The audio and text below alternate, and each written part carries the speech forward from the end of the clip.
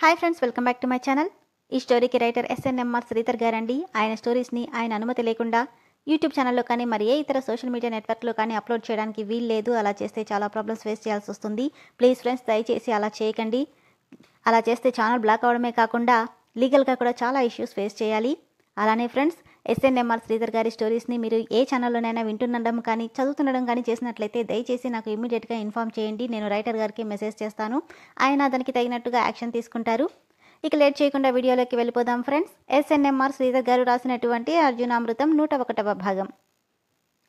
Thanks చెప్పేంత దూరం మన మధ్య ఉందా అన్న అర్జున్ మాట గుర్తురాగానే గుడ్ నైట్ అని చెప్పి వెళ్ళిపోతుంటే తన చేతిని గట్టిగా పట్టుకున్నాడు అర్జున్. తన చెయ్యిని లాక్కుంటున్నా వదలకపోవడంతో సన్నగా వదులు అంటుంది. తన చేతి పట్టును మరింతగా బిగిస్తూ పళ్ళు బిగబట్టి, ఎందుకే ఇలా తయారయ్యావు? నన్ను, నా ఇంటిని కాదని ఎక్కడో నీకు సంబంధం లేని చోట తలదాచుకుంటున్నావు. కొంచెం కూడా ఆలోచన అనేది లేదా నీకు? ఒక ఆలోచన అంటూ లేకుండా ఎవరేం చెప్తే నమ్మేసి అది చేసేయడమేనా? కొంచెం కూడా ఆలోచించవా నువ్వు అంటుంటే, నిన్ను, నీ ఇంటిని నేను వదిలిపెట్టి రాలేదురా, నువ్వే వెళ్ళిపోమన్నావు, అందుకే వదిలి వచ్చేశాను అంటూ చేతిని విడిపించుకొని వెళ్ళిపోతుంటే అమృత చెయ్యి ఆఖరి క్షణంలో తన చెయ్యి పట్టుకొని గట్టిగా దగ్గరికి లాక్కున్నాడు. ఇది ఎక్స్పెక్ట్ చేయని అమృత అర్జున్ గుండెల మీద చెయ్యి పట్టి తనకి అతి చేరువుగా వచ్చేసింది. కోపంగా, ఎవరే వెళ్ళిపోమంది? నేను వెళ్ళిపోమ్మన్నానా? నువ్వు వచ్చేసావా? ఎవరో ఏదో అన్నారని వచ్చేసింది నువ్వు. కంటి నిండా నీళ్లతో, అవును నేనే వచ్చేశాను. మా మావయ్య కొడుకు కాబట్టి, అది నీ ఇల్లు కాబట్టి, విడాకులు తీసుకున్నా నువ్వు నా భర్తవి కాబట్టి నువ్వెన్ని మాటలు అన్నా పడుండేదాన్ని. కానీ ఏమాత్రం సంబంధం లేని వ్యక్తులు నన్ను దొంగ అంటున్నా సైలెంట్గా ఉండిపోయావు చూడు, అది భరించలేకే వచ్చేశాను. నిజమే, నాకు ఆలోచించడం చేత కాదు. అది ఎప్పుడో 13 వయసులోనే వదిలేశాను. అప్పటి నుండి మీ ఇల్లు వదిలిపెట్టి వచ్చే వరకు నా ఆలోచనలన్నీ నీ చుట్టూనే ఉన్నాయి. ఇక నాకు ఆలోచించడం ఎలా తెలుస్తుంది అనడంతో తన చేతుల్ని వదులు చేశాడు. తనకి దూరం జరిగి కన్నీళ్లతో తనని చూస్తూ అక్కడి నుండి వెళ్ళిపోయింది అమృత. వెళ్తున్న తన వైపే చూస్తూ, రేపొద్దున నువ్వే పరిగెత్తుకుంటూ వస్తావేమో అని గట్టిగా అంటుంటే తిరిగి జీవం లేని నవ్వు నవ్వి వెళ్ళిపోయింది అమృత. బాధగా అక్కడి నుండి వెనక్కి తిరిగాడు అర్జున్. అమృత లోపలికి రాగానే అప్పటికే వచ్చేసిన హరీష్, అమ్ము నువ్వేంటి ఇంత లేటుగా వచ్చినావు? నాకంటే ముందే బయలుదేరావు కదా. అంటే సార్ బస్ దొరకలేదు, అందుకే లేట్ అయింది అని చెప్పి వెళ్ళిపోతుంటే చిరిగిన తన పైటను చూసి, నీ చున్ని చిరిగిందేంటమ్ము? అది కరెంట్ పోల్కి తగులుకుంది సార్, అంతే అని చెప్పి అక్కడి నుండి వెళ్ళిపోయింది. అర్జున్ మాట్లాడిన ప్రతి మాట చెవుల్లో వినిపిస్తుంటే, ఎందుకురా ఇలా చేస్తున్నావు? ఎంతో దగ్గరగా అనిపిస్తావు, కానీ అంతలోనే ఒక్క మాటతో నన్ను పరాయిదాన్ని చేస్తావు. అసలు నీ మనసులో ఏముంది? నాకేదో చెప్పాలని 4 రోజులు నా చుట్టూ తిరిగి ఇప్పుడు నేను అడగగానే ఏం లేదని చెప్పేస్తున్నావు. అసలు నాకేం చెప్పాలనుకుంటున్నావురా అనుకుంటూ బాధగా కళ్ళు మూసుకుంది. గెస్ట్ హౌస్లో అర్జున్కి ప్రపోజ్ చేయడానికి ఓ సెంటర్ టేబుల్ మీద ఇష్టమైన వెరైటీస్ అన్ని ప్రిపేర్ చేయించి క్యాండిల్ లైట్ డిన్నర్ ఏర్పాటు చేసింది నేహ. అంతేకాకుండా తన పై నుండి పూల వర్షం పడేలాగా అలానే కింద ఫ్లోర్ మీదంతా రోజ్ పెటల్స్తో ఫ్లోర్ మొత్తం డెకరేట్ చేసింది. ఎప్పుడెప్పుడు వస్తాడా అని ఎదురు చూస్తున్న నేహాకి తనెంతకీ రాకపోవడంతో వెంటనే ఫోన్ చేసింది. పనుందని రానని చెప్పి వెంటనే ఫోన్ కూడా స్విచ్ ఆఫ్ చేసేశాడు అర్జున్. దాంతో కోపంగా డెకరేషన్ మొత్తాన్ని చిందరవందర చేసి బెడ్ మీద బోర్లా పడిపోయి ఏడుస్తూ ఉండిపోయింది. అర్జున్కి ప్రపోజ్ చేయాలనుకున్న ప్రతిసారి ఏదో ఒక అడ్డంకి వస్తూనే ఉంది. లేదు, ఇక లేట్ చేయకూడదు, ఏదో ఒకటి ఆలోచించాలి. ఈ విషయం డాడీకి చెప్పేస్తాను, ఆయనే అర్జున్తో మాట్లాడతారు. డైరెక్ట్గా వాళ్ళిద్దరూ ఇష్టం లేక ఎటు విడిపోయారు కాబట్టి డాడీ కూడా చెక్ చేయరు. అవును, అలానే చేయాలి అనుకుంటూ కళ్ళు తుడుచుకొని తన బంగ్లాకి స్టార్ట్ అయింది నేహ. ఎప్పుడూ నిద్రపోయిన అర్జున్కి 9ంటికి కానీ మెలకువ రాలేదు. ఫాస్ట్గా రెడీ అయిపోయి ఆఫీస్కి బయలుదేరి వెళ్ళిపోయాడు. తను ఆఫీస్లో అడుగు పెట్టగానే ఎదురొచ్చింది నేహ. ఏంట్రా ఇది, నైట్ వస్తావని చెప్పి ఎందుకు రాలేదు? చెప్పానుగా అర్జెంట్ వర్క్ ఉందని, అందుకే రాలేదు అని విసుగ్గా తన క్యాబిన్కి వెళ్ళిపోయాడు. అర్జున్, ఇంకో గంటలో మన ఆస్ట్రేలియా ప్రాజెక్ట్ అనౌన్స్ చేస్తున్నారు అని ఆనంద్ అనడంతో, మనకది వచ్చిందా లేదా అనేది ఎంప్లాయీస్ అందరి ముందే డిక్లేర్ చేద్దాం పదా అంటూ అందరి ముందుకు వచ్చారు అర్జున్, ఆనందులు. Dear staff, Australia project success ఆ ఫెయిల్యూరా అనేది ఇంకాసేపట్లో తెలిసిపోతుంది. కష్టపడ్డాం కాబట్టి ప్రతిఫలం ఆశించడంలో తప్పులేదు. మనం సక్సెస్ అయ్యామా ఫెయిల్యూర్ అయ్యామా అని ఇంకాసేపట్లో అనడంతో ఎంప్లాయీస్ అందరూ ఒక్కొక్క క్షణాన్ని లెక్క పెట్టుకుంటూ కూర్చున్నారు. ఇటు హరీష్ కంపెనీలో కూడా అందరూ టెన్షన్గా ఎదురు చూస్తున్నారు రిజల్ట్ కోసం. దేవుడా, మా సార్ ఈ ప్రాజెక్ట్ కోసం కష్టపడ్డాడు. నా కళ్ళతో నేను చూశాను. మా బావ కూడా ఖచ్చితంగా అంతకు మించే కష్టపడి ఉంటాడు.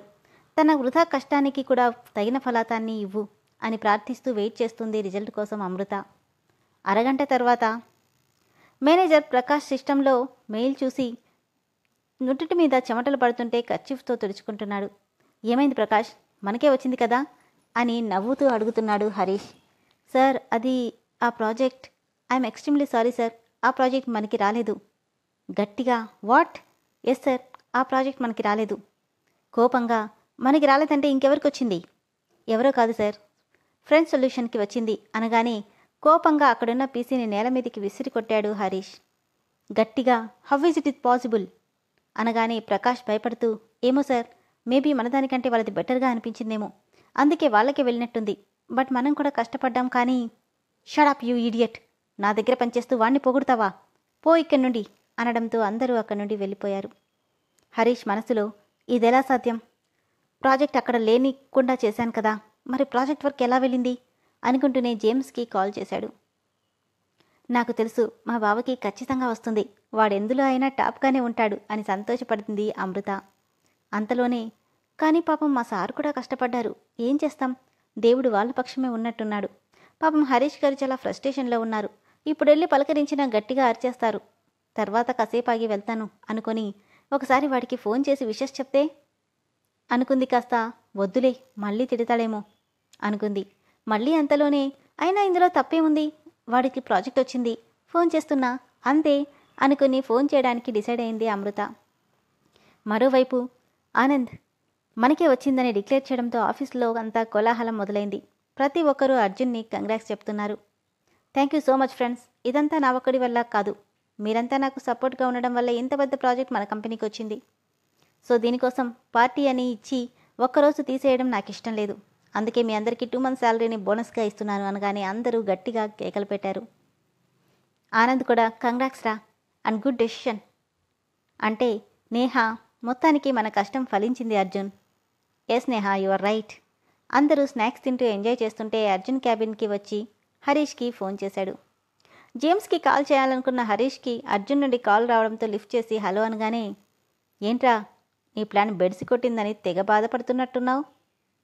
కోపంగా, ఏం మాట్లాడుతున్నావురా, నటించింది చాలేరా, లాస్ట్ మినిట్లో ఆ జేమ్స్ గాడికి డబ్బులు ఇచ్చి నా ప్రాజెక్ట్ కంప్లీట్గా అరేంజ్ చేయించావు. నన్ను కంప్లీట్గా పక్కకు పంపించి నాకు దొరికిపోతానని హడావిడిగా ఇండియాకి వచ్చేశావు. కానీ నీకు బాగా తెలుసు, నేను ఓటమిని అంత ఈజీగా ఒప్పుకోను. ఇన్ని రోజులు నా కష్టాన్ని ఒక్క క్షణంలో తీసిపడేస్తానంటే ఎలా ఒప్పుకుంటాను? అందుకే ఆ ప్రాజెక్ట్ ఆటోమేటిక్గా నాకే వచ్చింది. నువ్వు చేసిన ఫ్రాడ్ని బయటపెట్టడం నాకు పెద్ద లెక్క కాదు. లాస్ట్ అండ్ ఫైనల్గా వదిలేస్తున్నా. ఇప్పటికైనా నన్ను దెబ్బ కట్టాలన్న ఆలోచన మాని పైకి రావాలని ఆలోచించు అని చెప్పి ఫోన్ పెట్టేశాడు. గట్టిగా అరుస్తూ తన చేతిలో ఉన్న ఫోన్ని విసిరి కొట్టాడు హరీష్.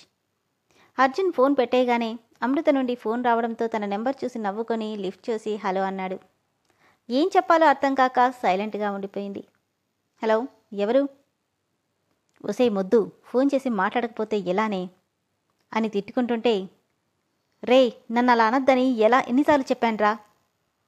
ఫోన్ చేసి మాట్లాడకపోతే ఇంకేమనాలే? ఇంతకెందుకు ఫోన్ చేశావు?